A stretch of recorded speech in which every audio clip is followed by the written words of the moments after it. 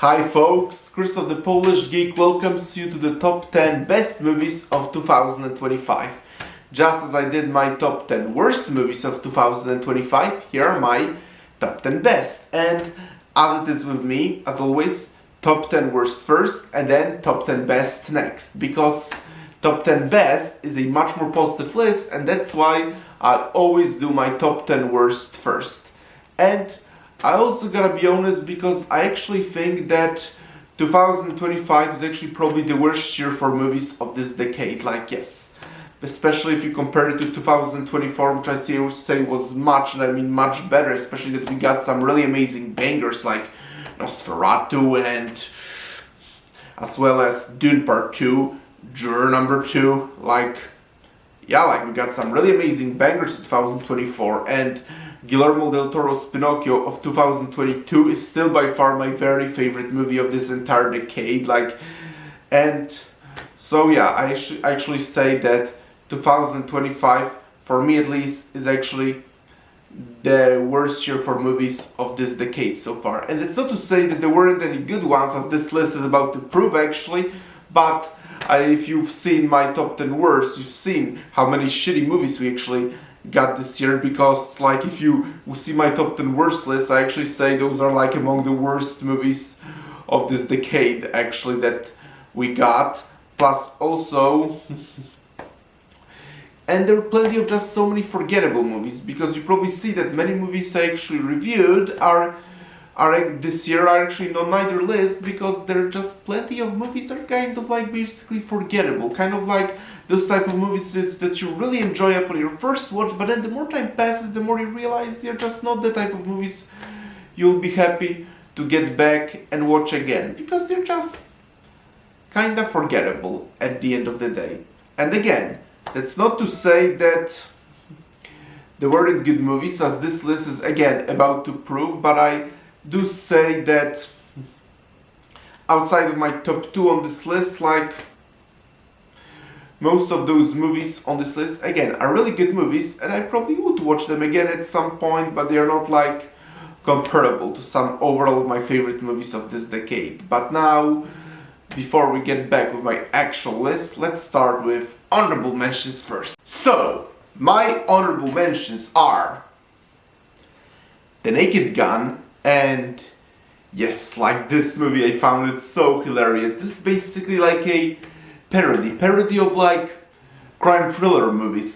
So this is very much the type of movie that you need to strongly suspend your disbelief and completely basically not take it seriously, because this is a very surreal movie that's not to be taken seriously. Because again, if you go into this movie expecting a pretty serious crime thriller, then this is certainly not it actually, because this is very much a parody of crime thrillers. But personally, I just found it so funny, and Liam Neeson is simply excellent in the role as Frank Durbin.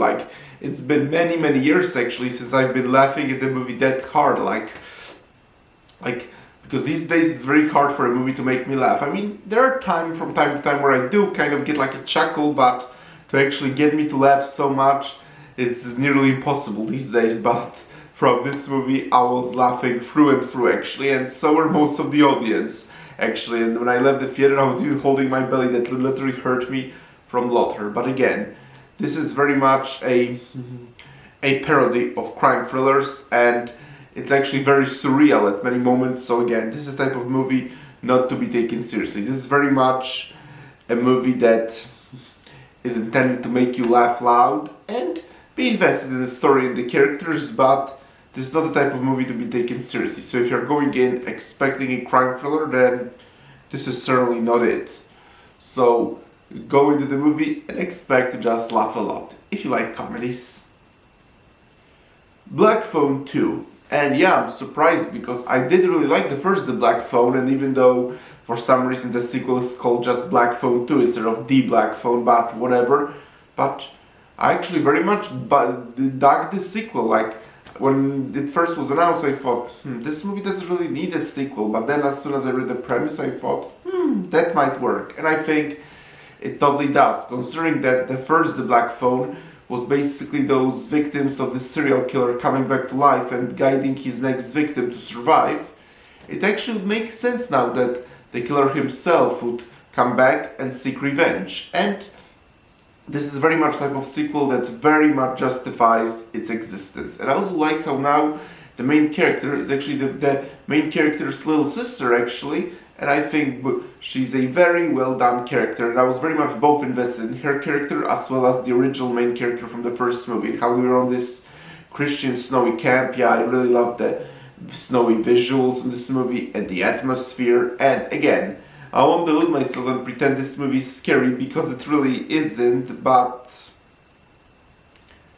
well, at least the story is interesting that it very much kept me invested enough in it. Zootopia 2, and can you actually believe it, folks? That this decade I am actually ending up putting a Disney animated canon movie on my list, in honorable mentions at least. Well, I didn't either. But here we are, because Zootopia 2 is actually good, and I say it's the best Disney animated canon movie since the first Frozen, actually, which came out all the way back in 2014, actually. So it's basically the best Disney animated canon movie of the last 11 years, actually. I mean 11 and a half, but yeah, whatever. Because, again, it's actually good, and I think it's actually much better than the first Zootopia, because the first Zootopia I always thought was a pretty decent Disney animated flick, and it was kind of funny, but I was never so crazy about it like some people seem to be. It was one of those animated movies that you enjoy as you're watching it, but then over time you just realize that it's good at the time it came out, but it's not like among the best of the Disney animated flicks. And I wouldn't say Zootopia 2 is among the best either, actually, but again, I think it's better than the first one, and it's the best Disney animated flick since Frozen 2, actually. And what I love in Zootopia 2 is that not only doesn't force the message down your throat, it just focuses on what animated movies for families should, which is telling a good, lighthearted story for the whole family to enjoy. And I basically love how it's basically this buddy cop comedy, and the heart is the relationship between Judy and Nick, and I really love their dynamic and all that. This is basically the true heart of the movie, and it did kind of give me vibes again, as I already said, of the two cops from one of my favorite shows of all time, Polish show Gliniarze, which translates to cops, because that is correct. I already said it in my review, and I just have to bring it up again, that the relationship between Judy and Nick very much reminded me of the relationship between Natalia Nowak and her first partner Robert Barch from the first 2 seasons of this Polish show Gliniarze. But yes, and what I also really loved is that finally we got a villain that's not a twist villain, but a villain that's a villain almost right away. I mean, it is sort of a twist, but it's revealed pretty much in the first third of the movie, and then he remains the main villain throughout, so that's another thing I just gotta compliment Zootopia 2. And also the animation was really good, but that's right, like, none of us probably would ever suspect I would ever put a Disney movie on a list, or even in honorable mentions, but here we are. But I don't want you all to get the wrong idea. Disney isn't saved. Like, again, as I keep saying on my channel, a jewel in the trash doesn't clean up the trash. You take out the jewel, but the trash remains trash. And as of now, Disney still doesn't give me any reason to suspect that they are on the course of changing. And if anything, you can basically make an argument that they could make one occasional good animated flick basically for a deception. So as of right now, I'm not giving them any benefits of the doubt. It's just that this movie ended up being really good, and I'm happy to include it here, but again, Disney isn't saved, and it will take a lot more effort for Disney to win my trust, if ever at all, actually. So, Zootopia 2, best Disney animated flick since Frozen, and much better than the first Zootopia, but again, Disney isn't saved, so don't get the wrong idea. And Sisu Road to Revenge, and yes, I had such a splendid and entertaining time with this movie, because this movie doesn't have a particularly deep plot, but then again, not all movies are. It's very much kind of a suspend your disbelief and turn off your brain movie, because you just enjoy our main character just basically kicking the ass of the Soviets. Whereas in the first movie, Army Corpy was kicking the ass of the Nazis, here he's kicking the ass of the Soviets. And we do learn actually a lot more details about his backstory actually, but I'll be deluding myself if I claim that it gave the movie that much more depth, because it didn't really. At the end of the day, the priority is still our main hero basically kicking the ass of the bad guys. But sometimes those type of turn off your brain entertaining movies is all you need. And especially I really love the visuals in this movie and the natural locations of Finland. I really love that, and the action scenes again are really good, and the main character is really likable, and you very much root for him. And at the end of the day, again, it's not a particularly deep movie, but sometimes those type of entertaining action movies where you just enjoy a hero kicking the ass of the evil bad guys, sometimes those are the type of movies you need, and Sisu Road to Revenge is very much it. So, those are my honorable mentions. Now, time to get on with the actual list. Number 10, from the world of John Wick, Ballerina, and yes, this is such an entertaining movie, and I had such a good time with it because I was actually a latecomer to the John Wick franchise. I just binge watched them right before John Wick Chapter 4, and yeah, John Wick Chapter 4 is still easily my favorite one of the franchise, but the more I think about it, and I'm surprised to say it, but I actually think Ballerina might actually be my very second favorite in the franchise. And first and foremost, I think Eve, the titular ballerina, is such a likable and great character, and you very much root for her and care what happens to her. And it's not like with John Wick, where you kind of like very much know that he's gonna kick ass. With her, you're kind of more concerned about what happens to her. And you also like that her style is actually kind of different from John Wick, who was very much fighting melee constantly, but Ballerina is generally weaker from most of her enemies, and as a result she has to rely on the environment around her, and I really love that. And also I love that what's different about Ballerina is that because John Wick is more like John Wick discovering the underworld and fighting the bad guys, whereas in the Ballerina it's more like she was raised in the underworld, so you're kind of watching the same universe but from a very different angle of the story, and I thought that was actually pretty cool actually. And one more thing is, John Wick does make an appearance in this movie, and his cameo was such a welcome. Actually, hardly a cameo, because he does kind of play quite a big role in the finale, actually. But yes, his appearance was so welcome. And another thing I want to talk about is I also really love the last act in the Austrian village. Like, especially that Austrian village gave me strong vibes of types of Austrian villages me and my family would go in my childhood skiing, because yes, from my childhood, me and my family would often go skiing in Austrian or northern Italian Alps, and occasionally Swiss actually. So now me and my sister and her kids actually, we're all going to skiing in France once again, just as last year and 2 years ago. Yeah, my sister and her kids, they just love to go skiing in France. So yeah, in February we're going there once again. But yes, that Austrian village made me so nostalgic about those types of villages, or skiing villages I used to go in my childhood actually. But overall, I really like from the world of John Wick, Ballerina. Next to John Wick Chapter 4, again, it's very much my favorite movie in the franchise. Number 9, and this is probably an even bigger shock from Zootopia 2 actually, but number 9 is Freakier Friday. And yes, we have 2 Disney movies on this list, one in honorable mentions and now one on the actual list, because Freakier Friday, on the other hand, is the best Disney live-action movie since The Nutcracker in the Four Realms and Christopher Robin, both which came out actually in 2018 actually, and I really like both of those movies. So Freakier Friday, on the other hand, I say is the best Disney live-action movie since those 2, because I've seen some people saying that Oh, another pointless sequel that nobody asked for, but yes, I'm pissed off at pointless sequels as everyone else is, but I actually thought that if there is a movie in this world that would very much benefit from a legacy sequel, then it's Freaky Friday, actually, because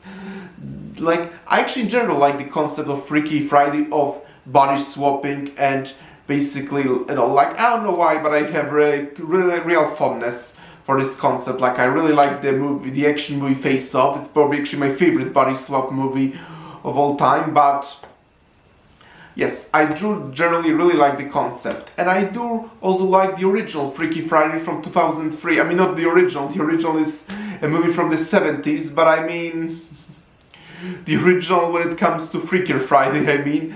But yes, I do like the 2003 Freaky Friday with Jamie Lee Curtis and Lindsay Lohan. I think it's a really funny movie, and I love the mother-daughter relationship and how they see from each other's perspectives. So yes, I do really like the 2003 Freaky Friday, and it's one of those movies I've been watching a lot with my family in my childhood, actually. And I think, again, if there was a movie that would very much benefit from a legacy sequel, it's Freakier Friday, because I actually think it makes perfect sense that Anna Coleman now would have a daughter of her own and actually experience the same thing she experienced back in her teenagers, except that now from the different angle. Because as a teenager, she switched bodies with her mother, but now it's the same thing is happening to her, but now she's experiencing it as a mother with a daughter of her own, actually. I think that, again, despite many people thinking that Freaky Friday didn't ever need any sequel or anything, again, I think that of the many movies out there in this world, I think Freaky Friday was just a perfect candidate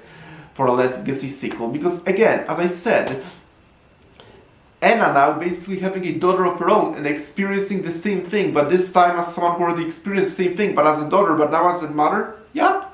For me, that just works perfectly. But also, her mother, Dr. Coleman, is in this movie as well, and there is an additional body swap of Dr. Coleman switching bodies with the daughter of Anna's new partner, actually. And while it does feel like sometimes the movie, like this other body swap, wasn't really that much needed, but yes, if I'm being objective, this other body swap did largely happen to put Jamie Lee Curtis in the movie. Actually, it did feel pretty much like an excuse to put Jamie Lee Curtis in the movie, because honestly, I don't think the story would change much. It was just Anna and her daughter swapping bodies. So yes, it's pretty obvious that the reason the other body swap happened was basically as an excuse to put Jamie Lee Curtis in the movie. But no harm done, because at the end of the day, Jamie Lee Curtis and Lindsay Lohan were a true heart of the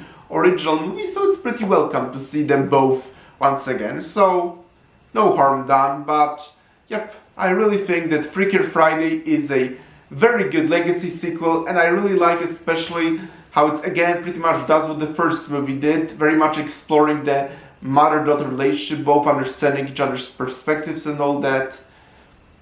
But I will say what I already said about Zootopia 2. Disney isn't saved, actually. It's just that I don't think that Disney really cared much about ruining Freaky Friday, because it's not a particularly beloved franchise like Star Wars or anything, so I don't think they really had a crusade to ruin it. But again, as I keep saying, several good movies this year are not gonna save the company. Disney will have to do a lot, and I mean a lot more, to actually win the heart of any fans back. So yes, this year we got Zootopia 2 and Freakier Friday, but Disney isn't saved. But I'm actually really happy to put Freakier Friday on this list. So Freakier Friday at number 9. Number 8. And that's a movie that a lot of people haven't actually seen. It didn't get much marketing, but that's The Ritual. And of course, as you can imagine, the critics were very much roasting this movie, because of course the critics don't like anything that's actually pro-religion. Actually, I really enjoyed this movie, especially that it does very much speak to my Catholic faith.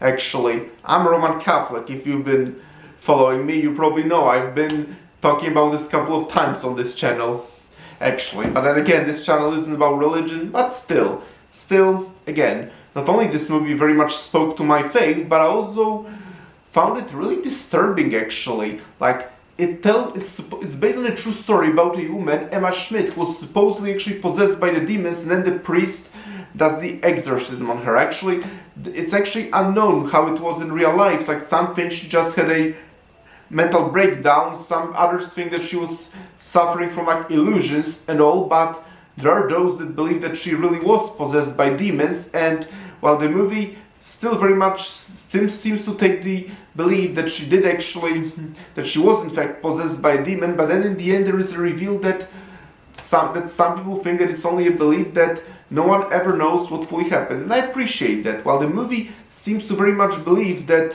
she was indeed possessed by a demon, I do actually like how it opened doors to some interpretations of what else could happen, because the truth is nobody knows what actually happened. Another thing I really liked in this movie is the relationship between two priests. There is an older priest actually who does the exorcism on Emma, but then there is a younger priest who you can tell very much believes that she's suffering from some mental breakdown, and he very much is skeptical about his faith, and that also I find very relatable actually, because I sometimes struggle with my faith. I sometimes have doubts. Like, again, this is very personal and I'm not getting into it any further, just explaining why this movie feels personal to me in that regard. But yes, I think this might be the best movie about exorcism since the original The Exorcist from the 70s. That's actually one of my favorite horror movies of all time, but I think this was actually better than The Pope's Exorcist. The Pope's Exorcist with Russell Crowe had a really good story and I really enjoyed it, but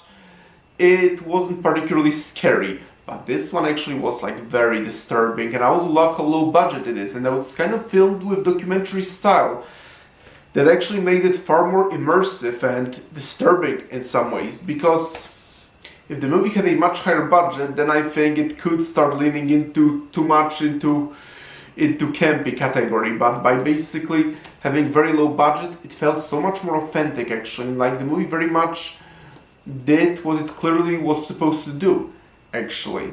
And the one more thing, how I talk about how critics are roasting it because I don't like anything that's pro-faith. You know how in the older days, like 18th, 19th century, like, and even before that, basically the religious leaders were completely disregarding science because it was kind of, they were finding it in conflict with what they preached and believed. Well, it seems like modern science is doing pretty much the same thing. They basically reject anything supernatural because they see it as conflicting with science. Obviously, scientists are gonna be defending themselves. Oh, but this is different. No, it's not. This is pretty much the same thing. Like, I believe that science, religion, and supernatural, those things don't really need to be in conflict with each other. I don't see why should they be. But the truth, unfortunately, is that even though mainstream people won't admit that, modern scientists pretty much have become what religious leaders in the past were. They see anything supernatural or something they disagree with as basically a complete threat to what they are doing. So they basically disregard it and try to go to great lengths to scientifically disprove things that might not actually be able to be scientifically proved, because by definition, things like anything supernatural, religion, you can't prove scientifically. But I'm really going off on a tangent. But again, really like The Ritual. It's a really disturbing movie, not the type of movie I'll be watching again anytime soon, but again, it's a really disturbing movie, but a really good one, and it very much spoke to my Catholic faith. And coming in number 7 is Avatar: Fire and Ash. And yes, like, I'm one of the few people that actually thinks that this movie is by far the best in the Avatar trilogy actually, because I was never a particularly huge fan of the very first Avatar. Actually, I thought it was basically like, yeah, it looks beautiful, but the story and the characters are rather bland. And then I thought The Way of the Water was a huge improvement. Again, probably largely because I have huge weakness for oceans. I just love oceans so much, but I think Fire and Ash is by far the best of the three. First and foremost, and this is a personal bias, the oceans and the beautiful ocean visuals are very much returning in this movie, which made me so happy. Like, there is a lot more water in this movie than there is actual fire, but who cares? I love water, so who cares? And of all the Avatar movies, this is by far the most visually beautiful of the three of them, which is saying a lot, because objectively, all three of the Avatar movies have really beautiful visuals, but I say this one by far has the best ones. And really, calling them a IMAX visual candy, that's an insult. Not really a candy, more like a exotic food or something. Yeah, more like an visual IMAX exotic food, because again,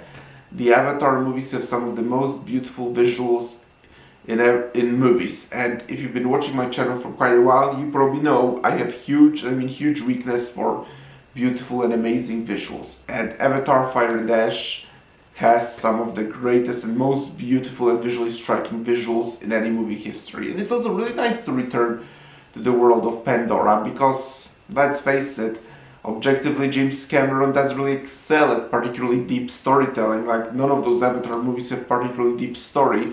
Like, you can basically argue that The Way of Water is pretty much a rehash of the first movie, but with water instead of forests, and now Fire and Ash, I'd say it is kind of more original because it actually adds some interesting, unique elements, which is why it's also my favorite of the three, but overall it still very much retreats plenty of old grounds, actually. But again, those are Avatar movies are not really movies for the particularly deep and compelling storytelling, like the world building, visiting the world of Pandora once again, as well as beautiful visuals, is really what those people are going to see these movies for. But again, another reason why this one is my favorite of the three is also because, again, I said that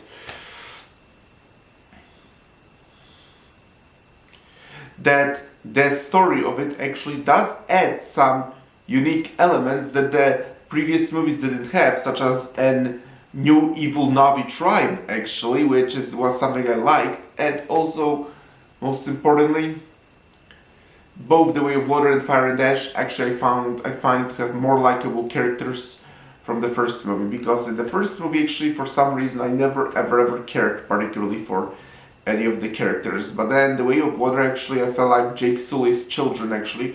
I always found them far more likable and interesting than Jack and Neytiri, actually. But so, because Fire and Ash very much continues the story of their children, actually, that's probably another reason why I was way more invested in it than I was in the first movie, because yeah, so overall I really ended up liking Avatar Fire and Ash. I think it's the best of the three. Like, again, there is no point even to talk anymore of the beautiful, magnificent visuals and amazing world building and returning to the world of Pandora, but again, while the story is still not particularly deep, and again, it does retreat plenty of the old grounds, but I still think it's by far the best story of the three. And again, the characters are pretty likable to keep me invested in their story and see what happens to them. Number 6, and I admit, kind of some personal bias does put it all the way here. It would maybe be like 2 spots a little bit lower if it wasn't for some personal things that we're about to get to soon, but number 6 is K-pop Demon Hunters. And yes, this is the movie that completely had no right to work, and yet it does so well, because on the first glance, when I first read the premise, I thought, wow, sounds basically like an embodiment of everything that's wrong with modern Hollywood, with typical modern cliché tropes, but the actual movie is anything but that. The story is about those 3 girls in a band, actually, who are secretly demon hunters, and then a boy band arrives and they threaten their fans, and then the girls face those boy demons. Yep, on a first glance it might sound like nothing more than a modern cliché story full of modern tropes, but it's actually anything but that. The story is actually a very compelling story with really well written and likable characters and some really deep philosophical themes combined with really great splendid animation, as well as really great direction, actually, and some unexpected twists and turns are happening. Like, yep, you can basically say the actual movie is anything that the basic premise on paper makes it sound, actually. But what's also more personal to me is that it's actually a new favorite movie of my 7-year-old niece, actually. Like, when I visited my sister in Paris recently, actually, my niece was very much wanting to watch this movie again, so I did, because if it means so much to her, then why not? But then, even after watching it with her once again, I again had a really good time. But I admit, seeing how much my niece loves it makes it even more personal to me, because even after we finished it, she even actually plays the music from this movie on her phone. So yeah, anytime I'm around my sister and her kids, I hear the music from this movie constantly all the time, because this is because again, it's the new favorite movie of my niece, and she even puts on the music constantly actually of this movie. But yep, what the fact that I watched it again with my niece and see how much she loves it and how much this movie brings a smile to my to her face certainly very much does even elevate this movie for me, because my niece and nephew mean a world to me. But overall, K-pop Demon Hunters again is a type of movie that absolutely had no right to work, and yet it just works so wonderfully because, as I said, the actual premise and direction is basically completely contrary to what the basic premise on paper makes it actually sound like. And again, the animation is also great, but also combined with the fact that I watched it again with my niece, and it's her new favorite movie of all time actually, makes it very personal to me and I appreciate it even more. And number 6 on this list. Number 5, The Accountant 2. And yes, I do like the first The Accountant, but I actually think I like The Accountant 2 even more actually. And what I love about this movie is that this movie is about those two autistic assassin brothers actually, Raymond King and his brother Braxton, played brilliantly by Ben Affleck and John Bernthal. And yep, I really loved it. I really loved the dynamic between those two autistic assassin brothers. And again, both Ben Affleck and John Bernthal do splendid jobs portraying them, but again, I love the dynamic, the chemistry, and although they're both autistic, you can tell that they exhibit very different classical traits of autism, with Raymond being basically more of an introvert, while Braxton being more like an talkative extrovert and being very outspoken and all that.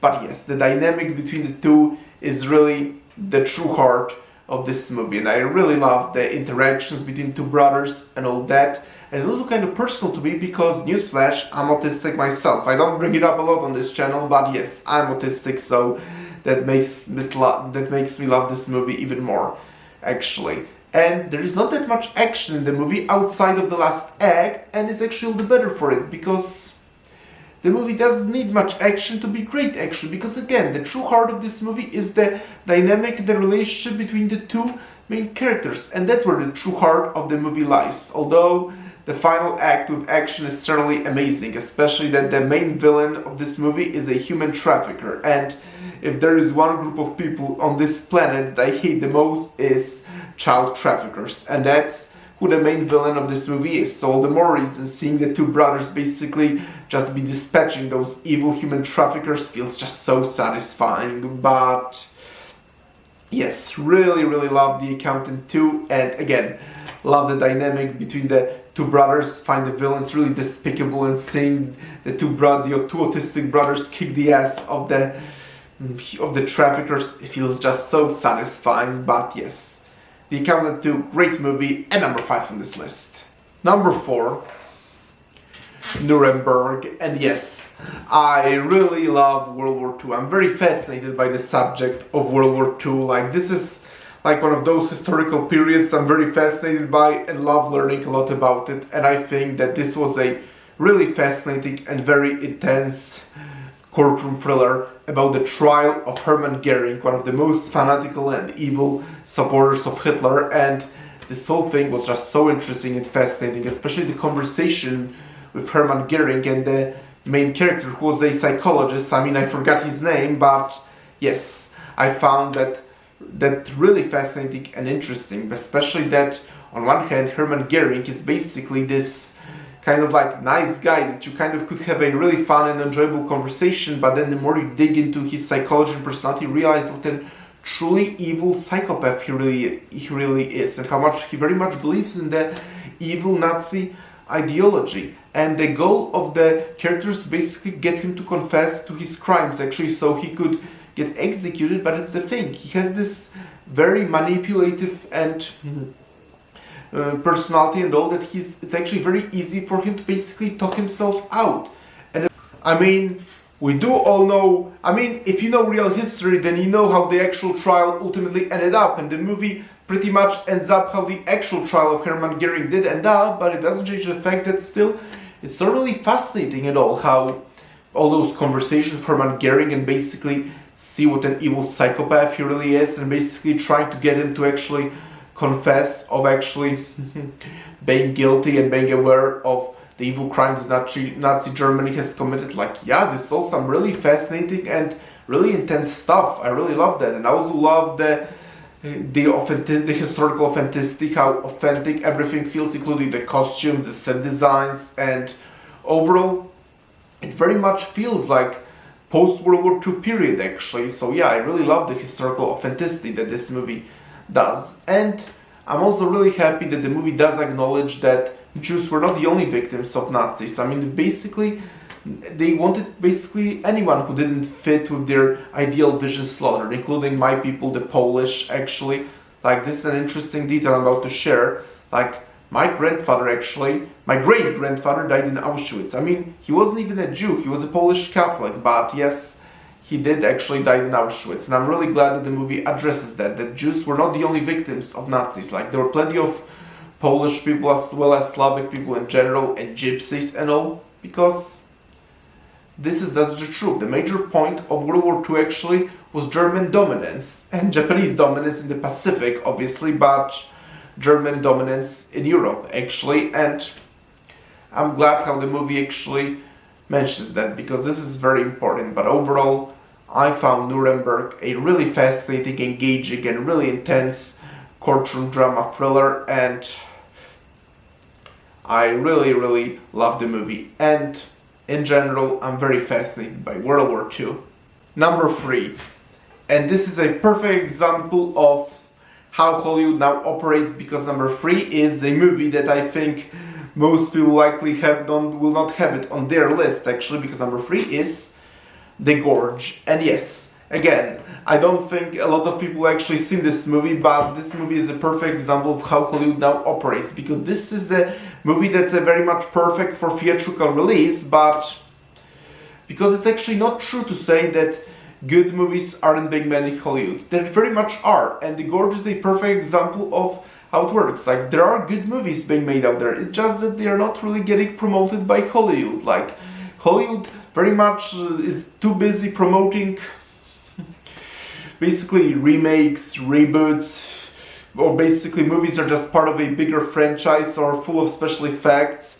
Like, those are type of movies Hollywood promotes, instead of actually promoting original ideas that, as The Gorge shows, are still out there, because the story is about those two people who are basically tasked with guarding the titular Gorge, and played excellently by Miles Teller and Anya Taylor-Joy, and then they live on the two opposite sides of the Gorge, but then they start interacting with each other and they develop love and romance. And the first half of the movie is a romance story between those two characters, they are each guarding a gorge on two different sides. But yes, that's the first half of the movie, their love story and their dynamic and all, and this is really interesting. And then the second half is when they actually fall inside the gorge, and then the movie becomes much more action-packed, actually. And I could see some people basically saying, I love the first half, the second half not so much, but I'm not one of them. I personally think that both halves are really good. They're just very different from each other, but it's kind of the point. The first half is basically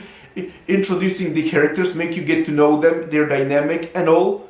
And then the second half is actually when it starts arriving into the climax, because like movies like that generally operate like that. Generally, the first half again is about the dynamic and the character relationships, and then the second half is when the action starts moving forward. So yes, I can understand why some people would say the first half is great, the second half is pretty generic, but I disagree.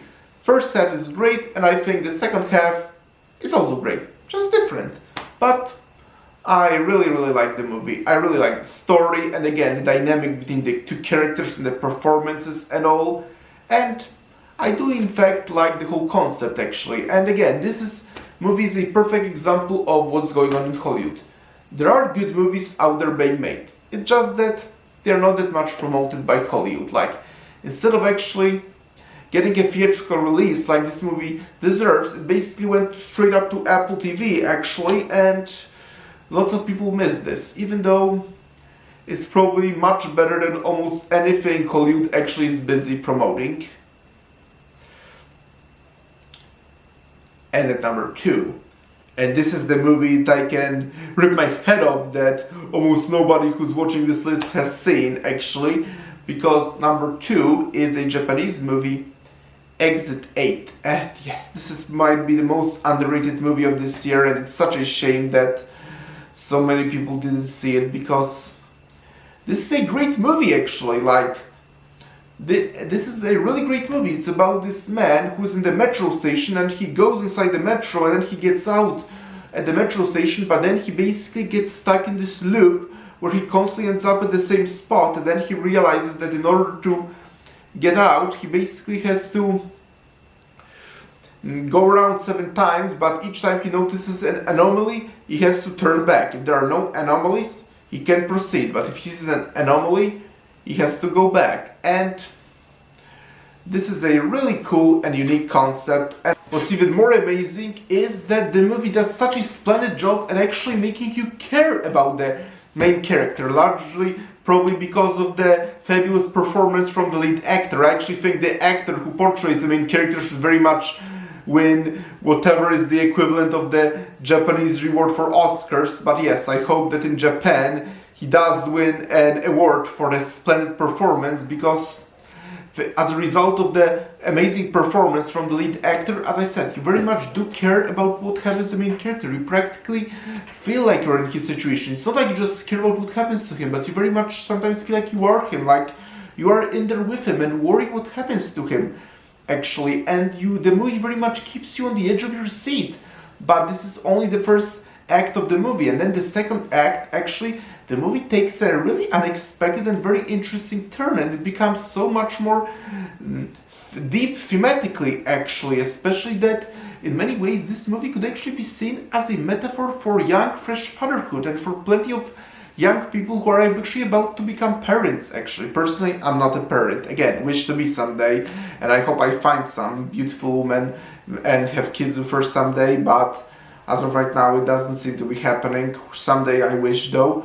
But for all the people who are about to become parents, then I think this is very much a perfect movie, especially that it basically explores the feeling of nervousness and basically entirely new chapter in your life. And if I do in fact someday find a beautiful wife and have kids with her, maybe if she'll be pregnant with them, I might actually watch this movie once again. But overall, Exit is a really fantastic, excellent movie, and Western entertainment take lessons from Japan. This is how we do it. This is how we write a fabulous, compelling story and actually make the audience actually care about the main characters and what happens to them, actually, because, and it's a real shame that I'm probably the only one that actually will have it on his list, because I haven't seen a single YouTuber actually talking about Exit. I mean, I guess if you put in YouTube search, you'll probably find some others talking about it, but any of the famous YouTubers, I haven't seen a single one of them talking about Exit, which is a real shame, because this is a movie that very much deserves way more attention. I mean, it's a really amazing movie with, again, a really likable main character, and you very much care what happens to him, and also you very much are constantly on the edge of your seat as you're watching this movie, and combine it with really deep and amazing themes, and I think you have a really splendid movie that just deserves way, and I mean way more attention.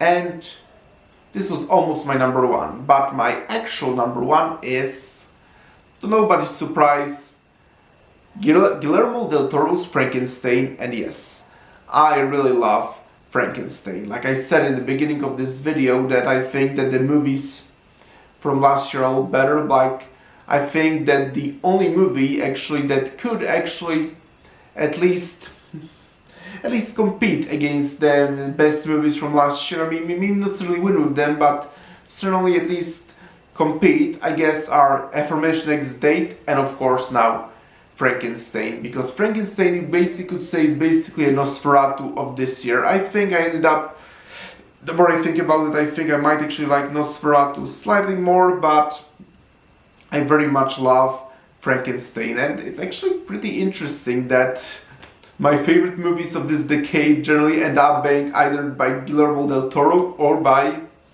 Robert Eggers, because my favorite movie of 2022, and again, still my very favorite movie of this decade as a whole, is easily, again, Guillermo del Toro's Pinocchio, with The Northman by Robert Eggers taking second place, and now Nosferatu, my favorite movie of 2024, and right now Frankenstein by Del Toro, my favorite movie of 2025. So yes, you could basically say Robert Eggers and Del Toro, like, you could say they are the two best directors together with Nolan in Hollywood right now, especially that, as you see, their movies so far always end up being my favorite movies of respective years. But Guillermo del Toro's Frankenstein, if I had to rank it among the Del Toro movies, where I would put it, like, my favorites are easily both Pan's Labyrinth and Pinocchio. There is no contest there, but I think that Frankenstein might actually be number 3, because again, I really love this movie. I love the gothic romantic atmosphere and all the set pieces and set design, and again, also the performances are splendid as well. And I do actually like how the movie takes place from two different perspectives. At first it tells a story from the point of view of Victor Frankenstein, and then from the point of view of the creature actually. And I also like the design of the creature, and he does kind of look different actually from the most classical accepted design from Frankenstein that Boris Karloff presented, but I actually really like that. I actually like how Del Toro chose, instead of making basically a cliche design, he basically chose his own design. I mean, I haven't read Mary Shelley's book actually, and from what I know, that apparently the creature has actually been very whitewashed, because apparently in the novel it's kind of a gray area, like both Victor and the creature are not really the good guys, and they both kind of have their flaws, and both in some ways could be considered villains, but this movie very much clearly considers Victor as the villain and the creature as very much a good character. But again, can't comment much on that because I haven't read the book, so can't comment much on that, but I really love Guillermo del Toro's Frankenstein. It was very much my most anticipated movie of this year, and it did not disappoint one bit. I mean, I wish I seen it in theaters, but sadly it didn't get a theatrical release here in Poland. Real shame, it went straight to Netflix here, but this is very much type of movie to very much be experienced in theaters, and I'm ashamed I didn't, but it's not like I could. But overall, I really love Guillermo del Toro's Frankenstein. I mean, again, I love how gothic it is, and I love the story of the movie, the characters and all that, like, yep.